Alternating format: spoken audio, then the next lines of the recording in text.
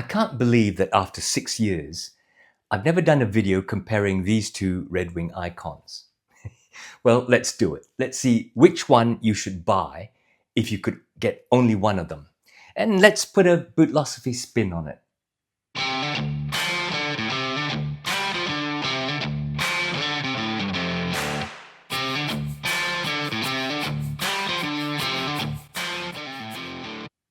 G'day, welcome to Bootosophy. If we haven't met yet, my name is Tech and I'm filming on Wajak country in Western Australia, Kalyakul Wajak Nongabuja. I've been collecting boots since lockdown in 2020 and I started this channel in 2022.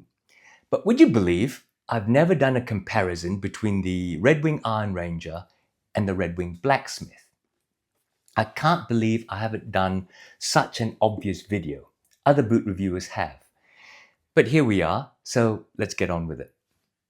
If you could only buy one, which one would it be? Firstly though, let me run you through these two iconic American models of mid-price range perfection. If you want a history of Red Wing and of their own tannery SB Foot, go and see my original review of the Iron Ranger. In this video, I'm going to skip that and just take you through these two models. This one is the 8111 Iron Ranger. I've had it for 3 years now. Bought lightly worn secondhand. I did have to replace the heel top lift. This is probably Red Wing's most iconic model. Not only the iconic Iron Ranger design, but also in this brown leather. The 8111 model indicates it is their brown leather in a colorway called amber harness. The SB Foot amber harness leathers are oily enough to break in, super supple and accommodating. This is an older model with a flat nitrile cork sole, and modern ones these days will have the same sole as the Blacksmith that I'm about to show you. This boot is the Red Wing Blacksmith, which I've owned for 4 or nearly 5 years now. Also bought in a very lightly worn secondhand condition. Everything original down everywhere. This model is the 3343, which means it is made in a leather called Copper Rough and Tough. SB Foot's rough and tough leathers are basically oiled nubuck leathers, very slightly corrected, sanded to rough up the shiny grain layer and give what might have been a slightly nappy surface like nubuck, except it's then oiled in the tanning and so feels matte but oily and makes it very protective. I wear both boots regularly, but quite sparingly, and I certainly look after them with regular brushing, cleaning, and conditioning. Let's start with the obvious physical differences. I will leave the different leathers aside for a minute. So, they are both 6-inch boots, meaning that the shaft is about 6 inches from the heel to the top of the collar. However, the design of the shaft is different, and you can see the famous swoop down shape at the top of the Iron Ranger's collar, whereas the Blacksmith is cut quite straight or even has a slightly backward tilt. Looking at the collar, the Iron Ranger has cut edges where the leather's just cut, and so you can actually see the fibers at the edge. On the Blacksmith, they use a strip of leather sewn on the inside and rolled over at the top and tucked inside the upper's leather. They look a little bit more finished, and when new, can help stop the feeling that the edge is cutting into your ankle. The second most obvious physical difference is that the Iron Ranger is a cap-toe boot, while the Blacksmith is a plain-toe boot. Many heritage cap-toe boots do not have a true cap-toe. They usually stitch on a toe cap piece of leather onto a truncated vamp piece. But in the Iron Ranger, this is a real extra layer of leather on top of a full vamp piece. And this really comes from its history as a work boot for iron miners in the Mesabi Iron Range mines in Minnesota, where the real toe cap in those days formed a sort of old-fashioned safety toe. The Blacksmith doesn't have a cap toe, and depending on your point of view, can be said to be a more casual shoe than a work boot, even in this shape. It was designed supposedly for iron workers like blacksmiths to protect them from sparks and stuff, but also then capable of being brushed down and taken out for a night out after work. Next, the Iron Ranger has shiny nickel steel hardware, 4 large eyelets and 3 bent metal speed hooks. The Blacksmith, on the other hand, has antiqued bronze hardware, but also 4 eyelets and 3 speed hooks, all looking almost exactly the same as the Iron Ranger's eyelets and speed hooks, except for the metal. As for the pattern, leaving aside the toe cap, they are similar, with similar looking quarters, but their backstays and heel counter covers are different. The Iron Ranger has a large one-piece boondocker style backstay and heel counter cover, while the Blacksmith has a thinner one-piece backstay, and the counter cover itself is actually a piece of rough-out leather sewn on the inside of the heel. Both of the tongues are semi-gusseted up to the last eyelet, and both are unlined tongues. Both of these boots are unlined in the shaft and lined with a sort of canvas in the vamp. The outsoles on these are different, but as I said, today's Iron Ranger has exactly the same Vibram 430 mini lug sole as shown on this Blacksmith. Also, perhaps not so obviously, both boots don't have a midsole. The Goodyear welt construction attaches the uppers to the insole and welt, and then the welt to the thick rubber outsoles, rather than through a midsole and outsole. Both do have cork fillers though, filling that cavity caused by the welt, and they both have a steel shank. Some people say the shock absorption of both these models is shocking because of that lack of midsole. But to be honest, I don't feel that difference to boots with a leather midsole, not that much. Finally, looking at the uppers leathers, both are from Red Wing's own tannery called SB Foot. They bought that tannery quite a while ago, and they're very different. The amber harness is full grain and oily and pretty firm until broken in, while the copper rough and tough is much more supple at the start, and with the, I guess, technically corrected grain, it's super impervious to scuffs and scratches. Both patina beautifully, as you can see, but in different ways. Now let's look at the less obvious things. While obvious to some of us, to the less experienced boot buyer, they won't necessarily immediately see that while both are Goodyear welted boots, both are 270-degree welted. What does that mean? The Goodyear welt form of construction means that the uppers are connected to the sole pieces through a thin strip of leather called the welt that either goes all the way around the perimeter of the boot, 360 degrees, or only around the front 3/4, hence 270 degrees. The inside of the boot is stitched to the inside edge of the welt, and the outside edge of the welt is stitched through all the way through the sole.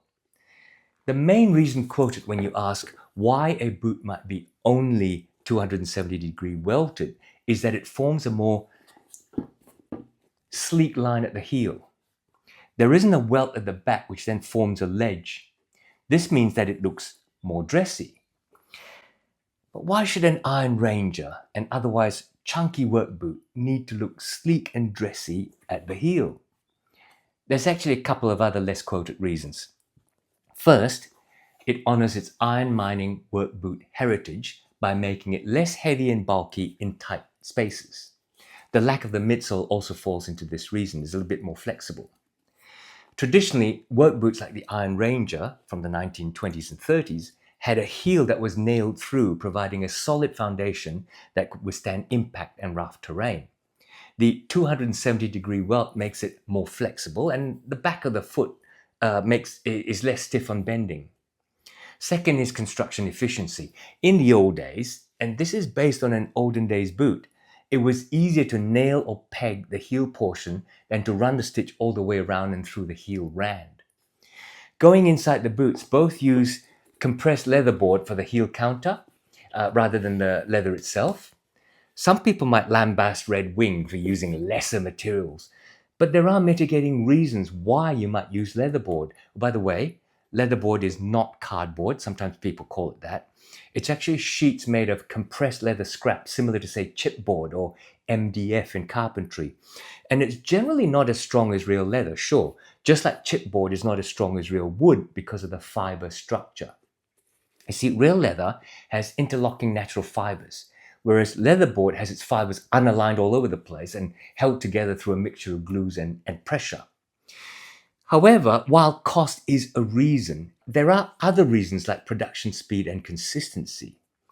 Real leather has to be skived and molded to take the shape of the heel, sometimes steam or wet molded, which can take at least a day to form. Leatherboard usually comes pre-formed and pre-molded. Another reason is water resistance. Now, some higher quality leatherboards are engineered with resins or latex binders that actually resist delamination or warping from dampness, much more than standard veg tan leather, which can sometimes become floppy if it's repeatedly soaked and then dried. For some of the same reasons, both boots also use celastic, a form of heat molded plastic for their toe puffs or toe structure. As for difference in construction, if you look closely, the stitching of the leather pieces, let me put this way around, the stitching of the leather pieces is quite different. The Iron Ranger, just ignore the toe cap, is stitched with a triple stitch at the quarters and at the backstay. It's done with two color coordinated threads and the middle one in white. This triple stitch is done all at once on a machine called the Puritan Stitch Sewing Machine, which actually has 3 needles, pulls the thread through a vat of wax as it stitches all 3 stitches at the same time. The machine is so old now that Red Wing have to have their own workforce to maintain it. The Blacksmith, however, maintains that Puritan triple stitch at the quarters, but at the backstay only has 2 stitches. And at the heel, because the backstay is a single strip up the back, but the internal heel counter cover needs to be sewn on, there is another double stitch that looks like it's decorative. There isn't a second piece of leather here, there is inside, but in fact it sews that internal counter cover on with the heel counter inside.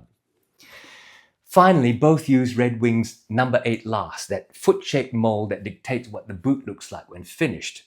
And this dictation results in a round toe, bump toe last, often described by critics as a clown shoe look. I see where the clown shoe comes from, of course, or maybe you might call it Charlie Chaplin's boots. But I love it. If you ask a child to draw a boot, this is almost certainly what he or she would draw with that bump, round toe. Apart from that toe box, of course, the last is designed with a narrow, secure heel cup and a snug waist to prevent excessive movement. It is a lower volume last compared to other Red Wing lasts like on the mock toe, but it does have quite a high volume instep, making it comfortable for various foot types. It's also been described as having a banana shape, an almost a straight medial side and an inward curving lateral side, which combined with a narrow heel and a wide rounded toe box looks like it bends like a banana or it bends like Beckham. Football players only. In terms of fit and sizing, since both use the Red Wing number 8 last, they're the same.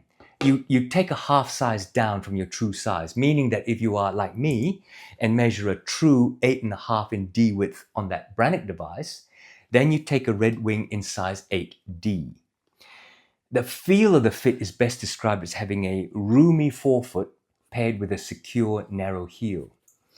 Other characteristics of how both feel and foot are offering a firm handshake snugness without cutting off circulation or pinching your toes, roomy in the toes for natural movement, and a narrow locked-in heel.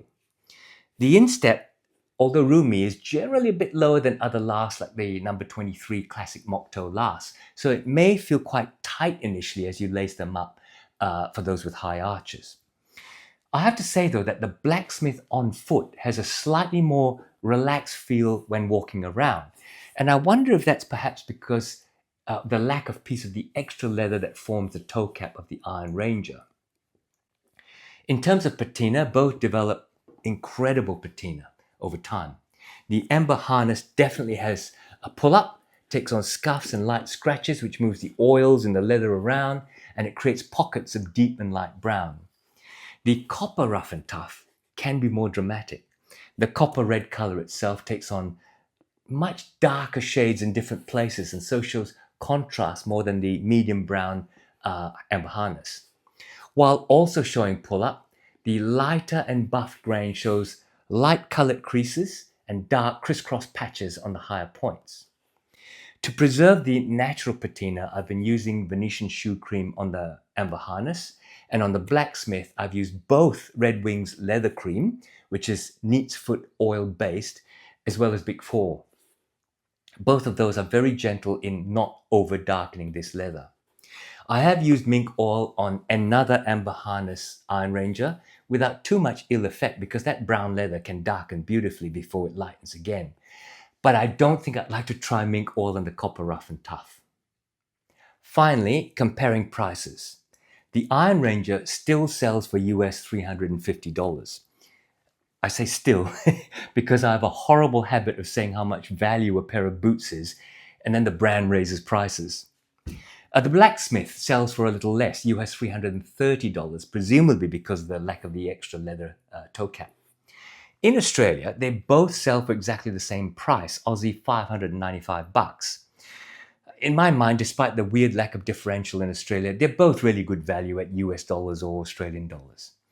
For that price, you get a truly heritage boot. Excellent and durable uppers leathers from SB Foot. Solid construction. Better than average, not excellent. Quality control. Sure, there's a few odd things like the lack of a midsole, but there are advantages you get from that, as I've already discussed. They last you for a long time. They keep looking better and better as they age. And both being totally recraftable, you can change the outsoles and fix the heels and basically get a new boot. If they lasted you 10 years, they've cost you about $60 a year in Australia, plus maybe a couple of $100 to resole, maybe a couple of times in that time, depending on how hard you wear them. So, which one should you buy? I hate to say it, I'm copping out, but both are worth it and similar enough that the choice depends entirely on your personal preference. Do you prefer a cap-toe boot or prefer a cleaner plain-toe boot? With these two particular models, do you prefer the traditional mid-brown work boot look, or do you like that more casual-looking coppery red leather? What about the details, the difference in the hardware and the stitching? What's your preference? To me, that's what your choice, I think, eventually comes down to. What do you think? Let me know in the comments below. Which one do you prefer? Which one do you have? And which one would you like to have?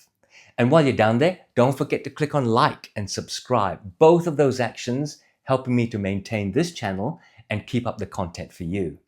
In summary then, both boots are very similar, even including fit and feel. So your choice will have to be in the obvious difference in looks and the little details.